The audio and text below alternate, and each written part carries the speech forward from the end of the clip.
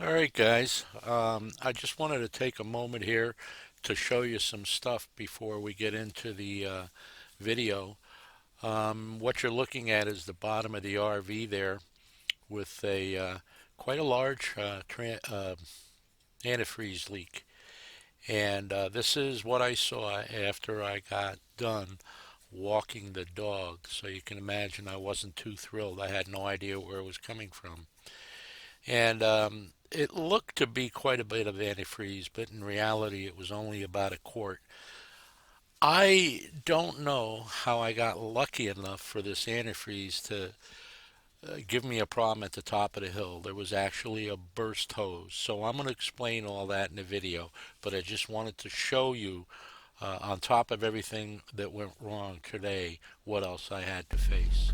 Hey guys, and welcome to Rufus and Doofus. Chico here. Rufus is on the couch, and it's day 3, Saturday of my voyage, and it's 4 o'clock in the morning. So obviously something is wrong if I'm up at 4 o'clock in the morning. And what happened was that this afternoon, Gus started acting up on me weird. Couldn't really figure out what was going on.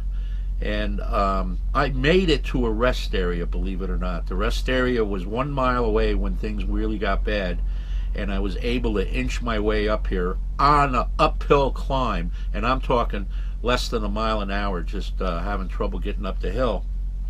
And when I got up here to check out a few things, I finally got here, walked the dog, and you know what? Poor Rufus wouldn't walk, and I'm trying to figure out why. Well, I looked down, and the whole ground cover is nothing but those little tiny burrs, and the poor thing was walking on those with his feet. No wonder he didn't want to move. But that's part of the story. So I went back to the rig after I put Rufus back inside, and I'm looking around, and there's antifreeze all over the ground, and I'm thinking, what the heck is going on? I didn't have any overheat problems or anything like that, but what I discovered is that one of the heater hoses had a rupture in it. Now, I don't know if that rupture happened very gradually and it was spraying maybe in there and getting my electrical system wet, but I had a bear of a time finding it, and when I finally found it, I noticed that there was water on top of the manifold, and that everything was really kind of damp from this. It was wet. Damp is not the word. Wet.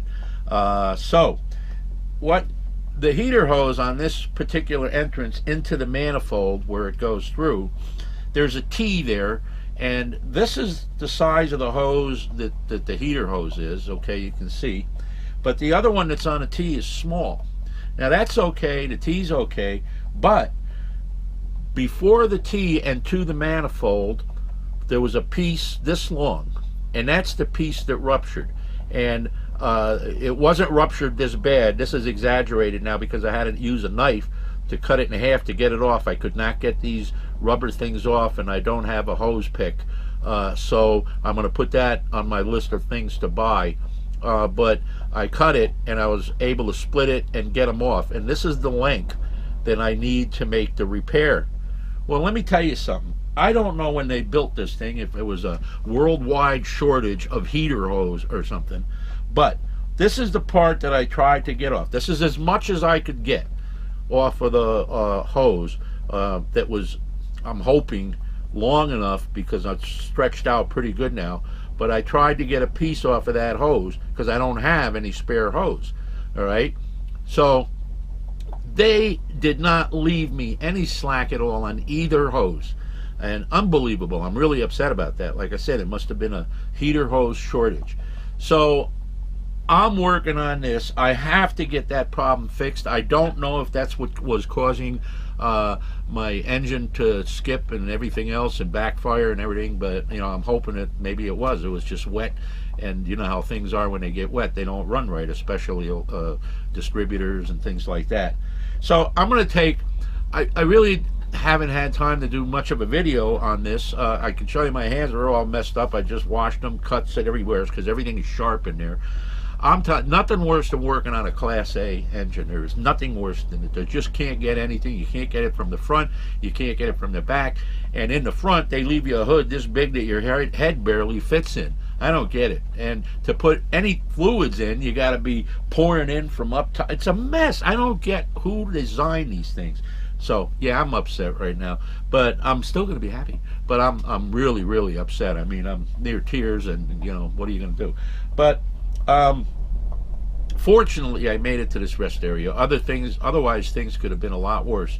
If this hose that proves to be too short and I can't do the job just by an inch or two, fortunately, I'm near a town called Benson, and I can unhook the Jeep, turn the air conditioner on if it's hot for Rufus, and go down and at 7 o'clock in the morning they open at O'Reilly's and get a piece of hose.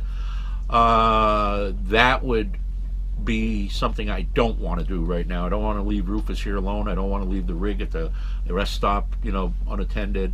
But if I have to, that's what I'm going to do. So I've been up all night. Believe it or not, it took me 3 hours to get that hose off because there's no room. I had to take other things apart to get in there.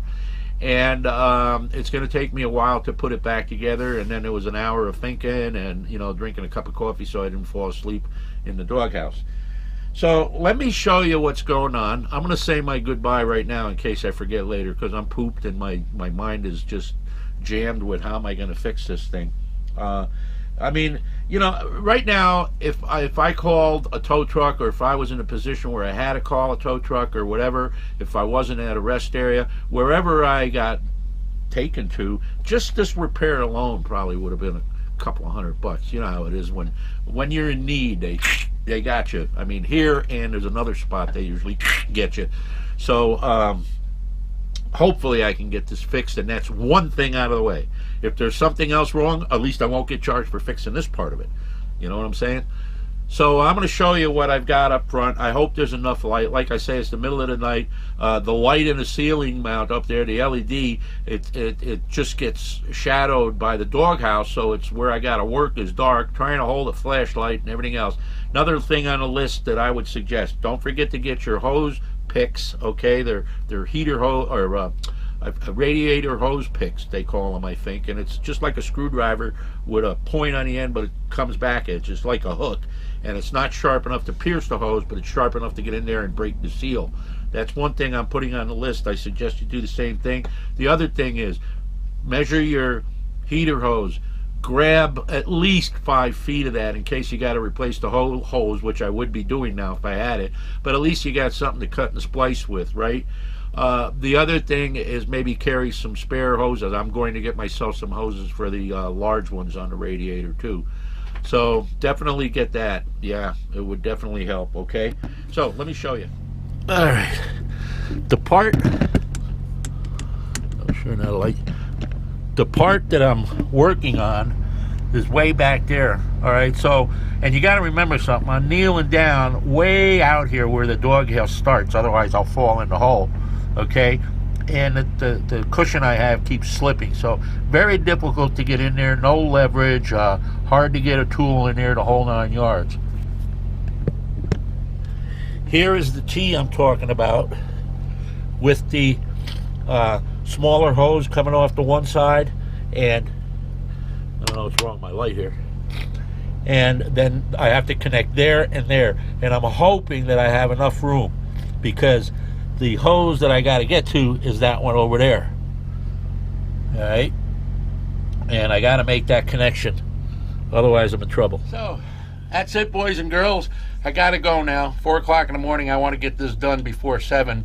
Or I'll know if I can do it before 7 because I may have to make a run. And like I said, fortunately, I am at a rest area.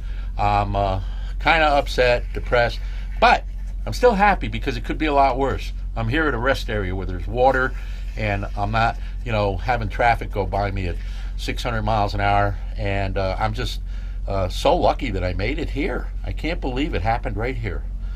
All right, guys. Talk to you soon. Bye-bye. Well, guys, you can imagine my frustration at this point. I had no idea this heater hose was going to blow on me at the top of the hill. I'm just happy that it did it there and not 50 miles before or 50 miles after that. This was the only place I could have fixed it without getting towed. Also, at this point, I had not been able to even look at the engine or think about what was wrong with it. But what I do know is I fired it up the next day. It started up and drove very well. Not perfectly, but very well. And I was able to make it to Quartzsite, which was about 300 and some miles away. So things could have been a lot worse. I have to count my lucky stars, and I have to thank God for what he did for me. It could have been so much worse. Now I have to figure out what's wrong with this engine, and I am leaning towards an exhaust problem. In case you guys don't know, if you want to give me your opinion on that, feel free below in the comments section. Thank you for watching and have a really great day.